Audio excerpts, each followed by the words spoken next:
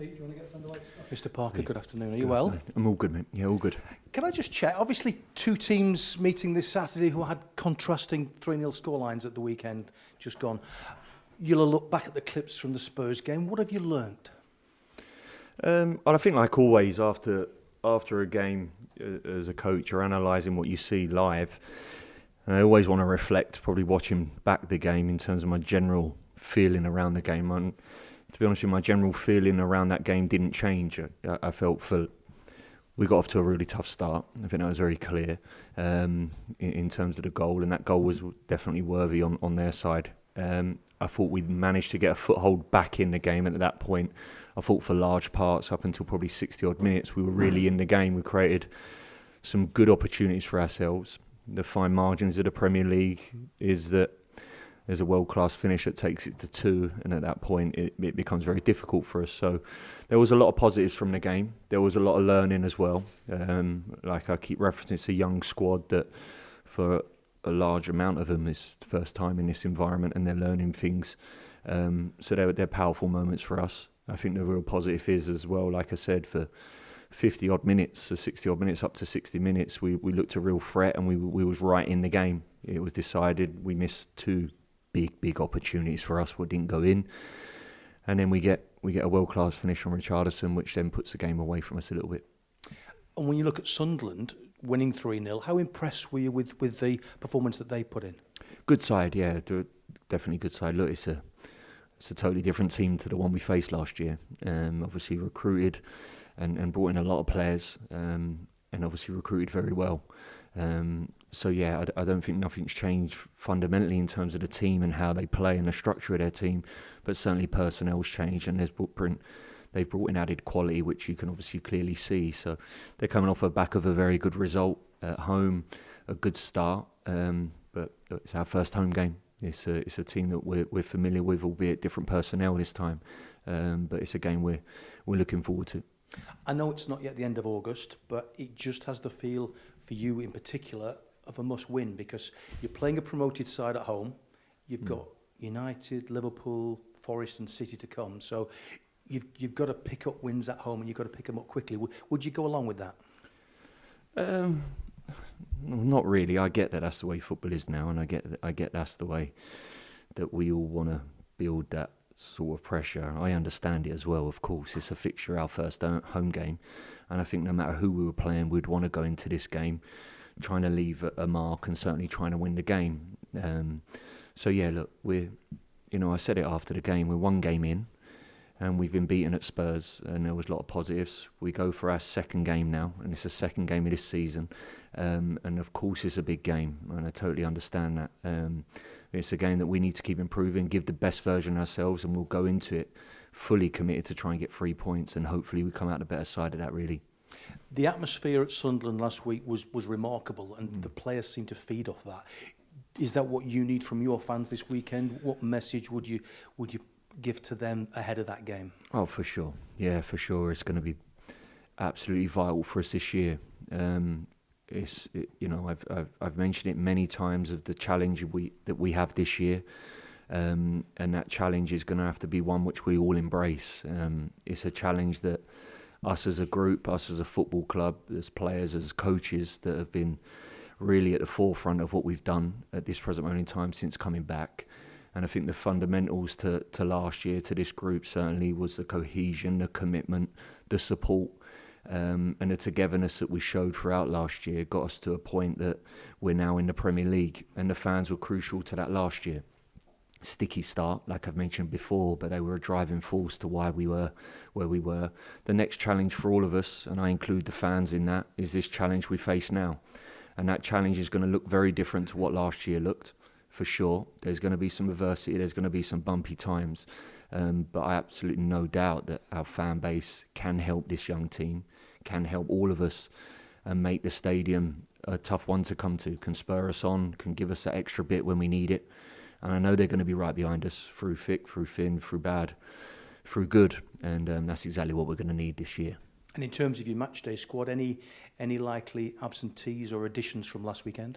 There may be some, yeah. Some are back training. Axel is back training. Bashir Humphrey's back training. Amando's now another week down the line, so he's got some more work in him, which I'm really pleased about. So they're all edging to possibility to being involved at the weekend. And when the window's nearly closed, we've seen Luka Kolyosha go out today. What other business might you expect, both in and out, in the next few days? Well, we're hoping to try and do something if we can. And of course, there's many variables that come into that at this time of the year.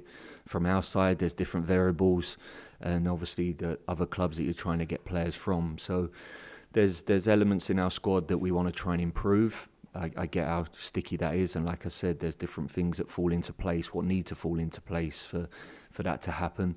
Regarding outs, I suspect that there'll be some players moving, just to lighten us a little bit in which is a heavy squad really. So like always this time of the year, and certainly at this time of the winter, becomes a bit crazy and a bit mad. So we'll strap in and see what happens. What's the one player on your wish list? What type of player would you dearly like to bring in? I know you won't give us any names, but in terms of the position, what's the one sort of player you might want to bring in? I'm not gonna engage in what sort of player. What we do want to do is bring quality to the group, and bring quality that can help us, better quality that can help us where need be, and that they're the challenges really. So you don't want to just bring in players for the sake of bringing in players, and that's what we're obviously trying to identify and trying to get over the line. Thank you. Good luck Saturday. Thank you. Hey, Scott, the word that kept coming back a lot after the Saturday was clinical. You need to be more clinical, particularly in front of goal.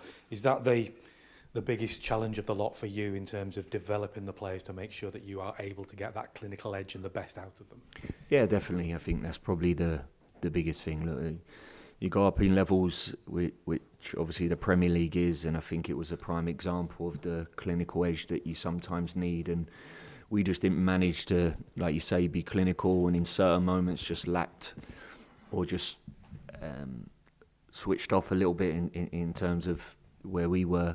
And they're the fine margins in this division that get punished. So, like I said, some real positives. It'd be more critical if we wasn't creating them opportunities. We didn't look a threat, but we did, and I was very pleased with that. I was very pleased after such a poor start from us.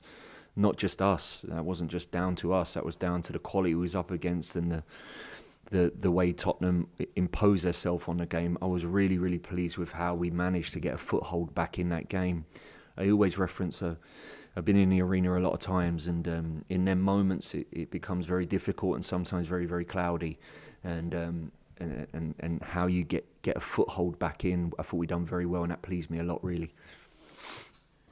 And moving on from that, if any sort of reminder were needed that you cannot switch off in the Premier League for the slightest second, it was probably a flattering scoreline, some might say, for Spurs. Is it easy to try and park that result or that scoreline particularly and forget about it and just move on to the next one?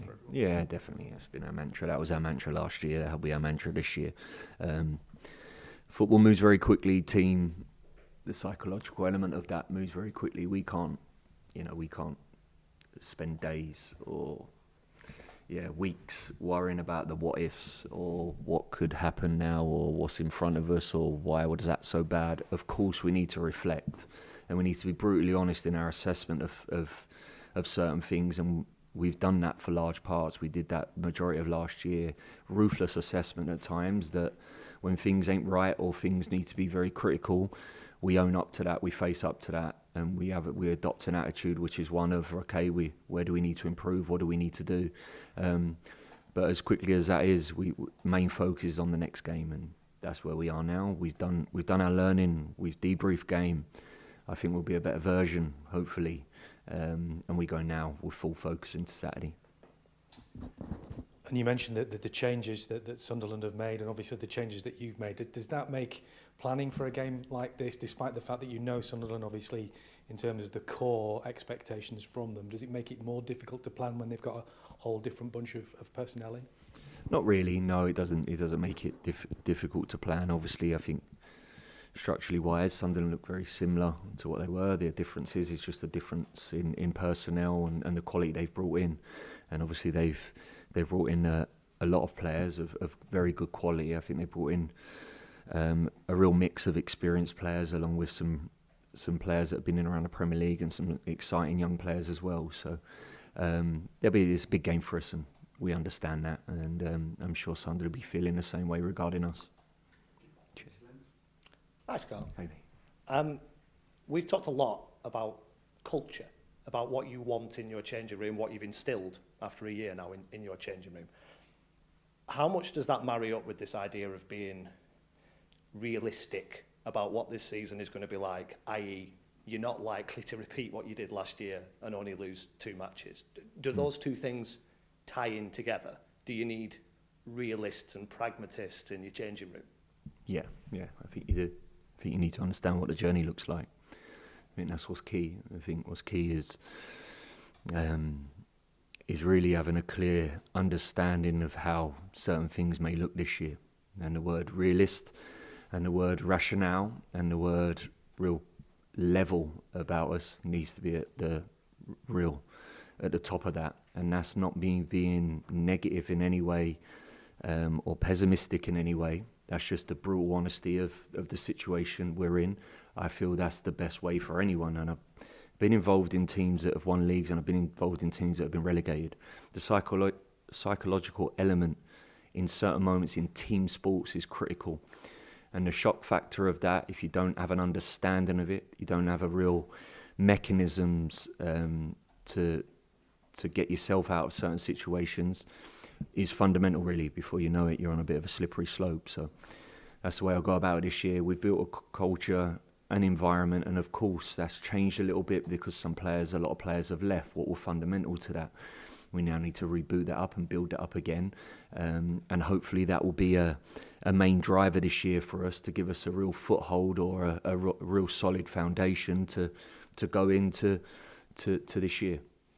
I know you talked a little bit about Walker and Dubravka after the game at the weekend. You've obviously still got Ashley Barnes in there, who's been there and done it at this level. How important are those guys who know just how hard it is to win Premier League games to what you're trying to build? Yeah, very important. And it was the same last year. And it's very important that you go and get 100 points in the division last year, and you're a team that want to go and get promotion. You need to have an understanding of what the team's going to need when the sticky moments come, the reaction you're going to need. And that's going to be exactly the same this year, for sure. And them players you've highlighted their experience, along with myself, along with the coaches, to this young group who sometimes may be facing challenges or facing experiences in their professional career for the first time. They need guidance and they're going to need help. That's my job, what sits in this position, to give them that. And that's a responsibility I'm putting on the senior players as well, who have been around it to guide, to help, to support and improve where we need to improve. I think I'm right in thinking you've not lost a game at Turf Moor as a manager. Obviously, to do that this season would be absolutely incredible, wouldn't it? But is there a level of adjustment for you as well? Because you've only seen success when you've played at the Turf so far. Yeah, of course there's I don't know whether there's a level of thingy. Like I said, every year goes by, and as soon as 1 year finishes, like anything, and certainly in professional sport, life goes real quick and moves really quickly, and judgment comes instantly, and that comes again now this year. So what happened last year and what we did last year is really a distant memory now. It's an incredible one, and it's a memory that'll last with me for a lifetime, and I'm blessed and I'm so thankful for that. But the facts are now, my head and the team's head needs to be firmly focused on this next challenge now, and the Premier League really. So yeah, that's where I am. Two of the promoted teams, of course, that'll lead to an inevitable narrative about the fact that the last 2 seasons all the promoted teams have gone down. Does that feature in any way in your thinking? Can that be a motivation if people are going, oh well, the 3 teams will go down again? Yeah. Honestly, I don't listen to that.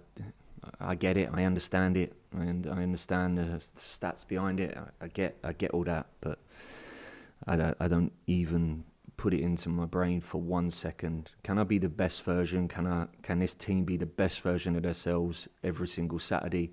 and let everything else take care of itself. I always say you can lose football matches. That's just professional sport. On fine margins, you can sometimes just plainly lose them on just sheer quality. But can we just be the best versions, keep growing, and see where we are come the end of it, really.